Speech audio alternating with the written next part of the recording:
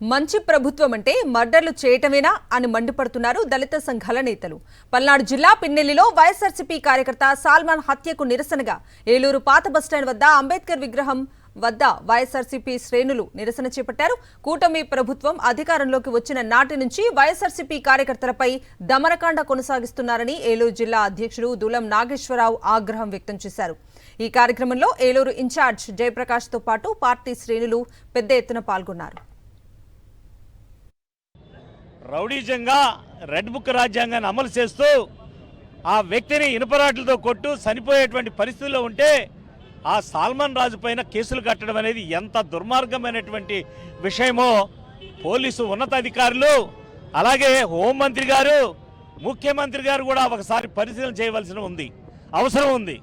ఎందుకంటే కేవలం వైఎస్ఆర్ కాంగ్రెస్ పార్టీ కార్యకర్తలను వేధిస్తూ హింసిస్తూ ఎక్కడ దొరికితే అక్కడ మర్డర్లు చేస్తూ వాళ్ళ గ్రామాల్లో ఉండకుండా ఈ యొక్క పల్నాడు జిల్లాలో అనేక విధాలుగా కొనసాగుతున్నటువంటి ఈ దుర్మార్గాన్ని ఖండించాలని, అలాగే మంచి ప్రభుత్వం అంటే గ్రామాల్లో ఉన్నట్టు ప్రజలను అలజడి తీసుకొచ్చి ఎక్కడో పొరుగు గ్రామాలకి పట్టణాలకి పారిపోయేలాగా చేయటం ఇది మంచి ప్రభుత్వమా?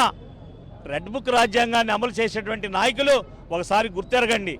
రేపు భవిష్యత్తులో ఇదే రెడ్ బుక్ రాజ్యాంగానికి అట్టు పెట్టిన అమ్మకే అట్టున్నర పెట్టడానికి సిద్ధంగా ఉంటుంది వైఎస్ఆర్ కాంగ్రెస్ పార్టీ.